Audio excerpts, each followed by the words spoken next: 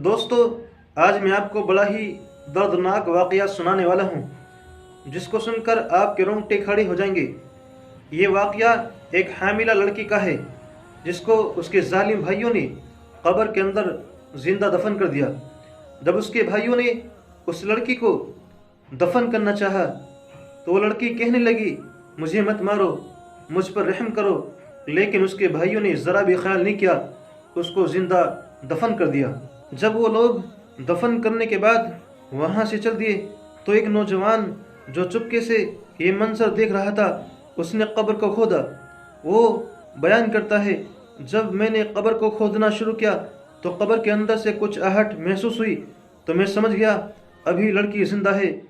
اس لڑکی نے ایک زوردار چیخ ماری جو دل کو تڑپانے والی تھی۔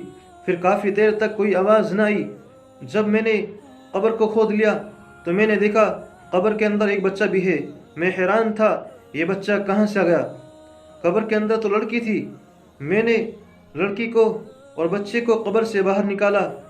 وہ بچہ بھی روتے جا رہا تھا۔ مجھے سمجھ میں نہیں آ رہا تھا آخر میں کیا کروں۔ میں اسے اپنے گھر پر لے گیا۔ جب اس لڑکی کی حالت ٹھیک ہو گئی، میں نے اس سے پوچھا آخر کیا معاملہ تھا۔ اس نے اپنی بات بتانی شروع کی۔ اس نے کہا، میرا نام رخسار ہے۔ ایک دن میں کالج سے واپس آ رہی تھی، ایک لڑکا میرے پیچھے لگ گیا۔ اس نے مجھے خط لکھا جس میں لکھا ہوا تھا وہ مجھ سے محبت کرتا ہے، اور اس خط میں اس کا فون نمبر بھی لکھا ہوا تھا۔ میں نے پہلے تو انکار کر دیا، لیکن پھر شیطان نے میرے دل میں وسوسہ ڈالا اور میں نے اس کے موبائل پر فون کیا، اور پھر بات ملاقات تک پہنچ گئی۔ میرے بھائی جب کام پر چلے جاتے میں اسے اپنے گھر پر بلا لیتی۔ پھر شیطان کے بہکائی میں کر میں نے وہ گناہ بھی کر لیا جو مجھے نہیں کرنا چاہیے تھا۔ پھر اس گناہ سے میرے پیٹ میں حمل ٹھہر گیا، اور جب بچہ پیٹ میں پلنے لگا تو میں نے اس کا تذکرہ اپنی خالہ سے کیا۔ میری خالہ نے بہت باتیں سنائی۔ انہیں چونکہ اپنی عزت کا خیال تھا اس لیے وہ مجھے ڈاکٹر کے پاس لے گئی۔ ڈاکٹر نے کہا اب حمل ضائع نہیں ہو سکتا، ورنہ اس لڑکی کی موت بھی ہو سکتی ہے۔ میں نے اس لڑکی سے رابطہ کیا۔ میں نے اس سے کہا تم شادی کا پیغام میرے گھر بھیج دو۔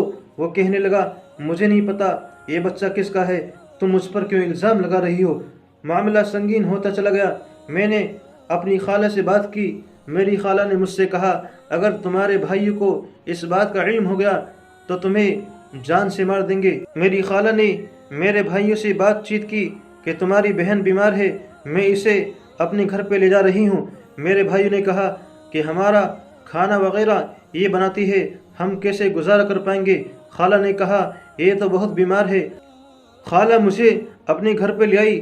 حمل کے 9 مہینے وہیں گزر گئے۔ جب میری ڈیلیوری کا وقت قریب آیا میرے بھائی گھر پہنچ گئے۔ نہ جانے انہیں کیسے معلوم ہو گیا، اور پھر انہوں نے مجھے زندہ دفن کرنے کا ارادہ کر دیا اور مجھے قبر کے اندر زندہ دفن کر دیا۔